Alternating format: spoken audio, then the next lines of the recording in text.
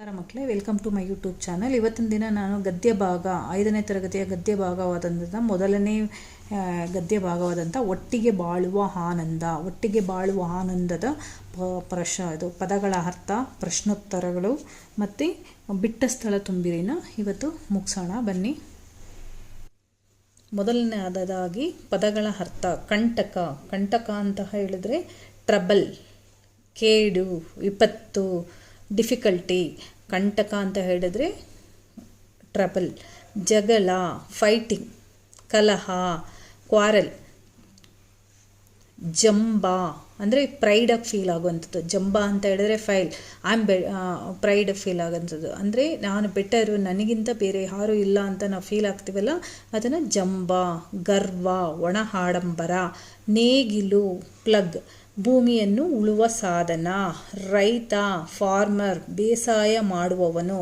ವಿಭೂತಿ, ಹೋಲಿ ಹ್ಯಾಶ್, ಭಸ್ಮ, ಬೂದಿ. After prayer Hindus put on the forehead, that is ವಿಭೂತಿ.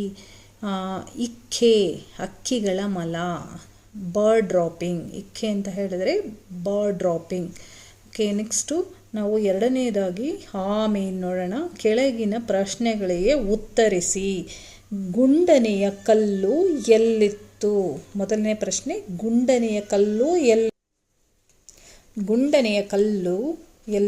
ಗುಂಡನೆಯ ಕಲ್ಲು ಒಂದು ಬೇವಿನ ಮರದ ಕೆಳಗೆ ಇತ್ತು. ಎರಡನೇ ಪ್ರಶ್ನೆ, ಬೇವಿನ ಮರವನ್ನು ಜನ ಏನೆಂದು ಕರೆಯುತ್ತಿದ್ದರು?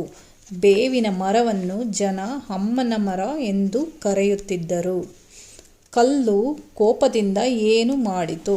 ಕಲ್ಲು ಕೋಪದಿಂದ ಉರುಳಿ ಬೇವಿನ ಮರದಿಂದ ದೂರ ಹೋಗಿ ನಿಂತಿತು. ನಾಲ್ಕನೇ ಪ್ರಶ್ನೆ, ಮರ ಕಡಿಯುವವರು ಏನೆಂದು ಹೇಳಿ ಹೊರಟು ಹೋದರು?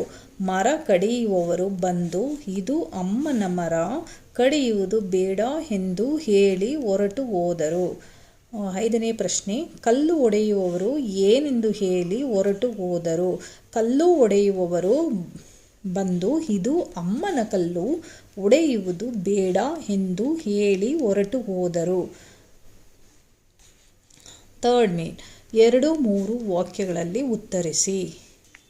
ಮೊದಲನೇ ಪ್ರಶ್ನೆ, ಜಂಬದಿಂದ ಬೇವಿನ ಮರ ಅಮ್ಮನ ಕಲ್ಲಿಗೆ ಏನೆಂದು ಹೇಳಿತು?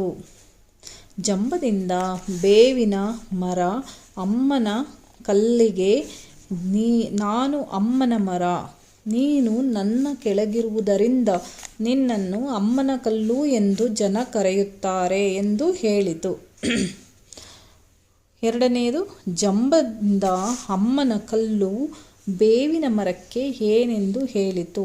ಜಂಬದಿಂದ ಅಮ್ಮನ ಕಲ್ಲು ಬೇವಿನ ಮರಕ್ಕೆ, ನಾನು ಅಮ್ಮನ ಕಲ್ಲು, ನನ್ನ ಪಕ್ಕದಲ್ಲಿ ನೀನಿರುವುದರಿಂದ ನಿನ್ನನ್ನು ಅಮ್ಮನ ಮರ ಎಂದು ಕರೆಯುತ್ತಾರೆ ಎಂದು ಹೇಳಿತು. ಏನು ಹೇಳಿತು?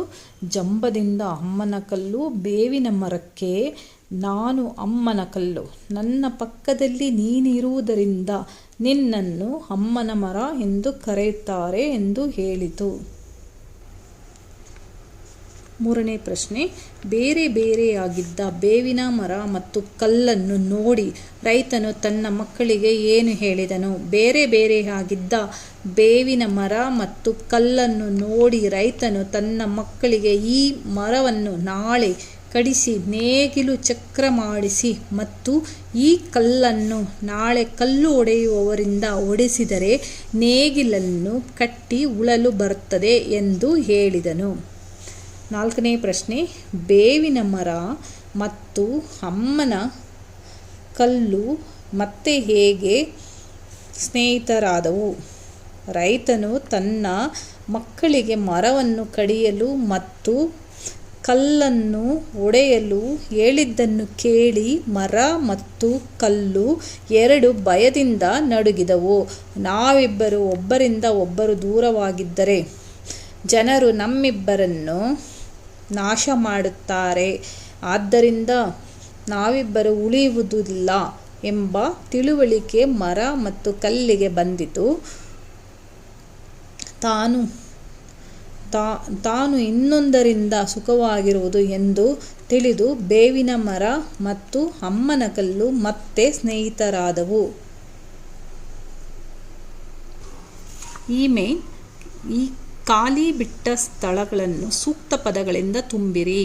ಬೇವಿನ ಮರವನ್ನು ಜನ ಡ್ಯಾಶ್ ಎಂದು ಕರೆಯುತ್ತಿದ್ದರು.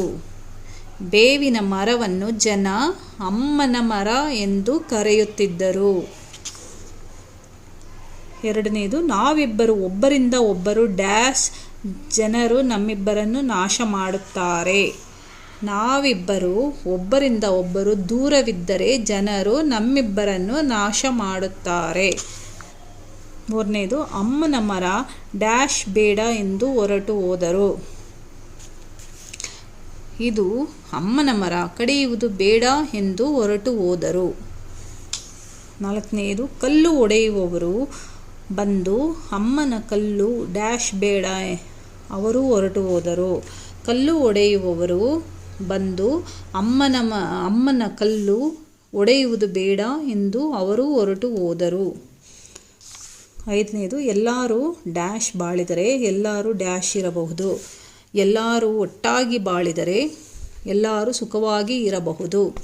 ಓಕೆ ಮಕ್ಕಳ, ಇವತ್ತಿಂದು ಕ್ವಶನ್ ಆನ್ಸರ್ ಮಾಡಿರೋದು ನಿಮ್ಗೆ ಇಷ್ಟವಾಗಿದ್ದರೆ ಲೈಕ್ಸ್ ಮಾಡಿ, ಸಬ್ಸ್ಕ್ರೈಬ್ ಮಾಡಿ. Thank you.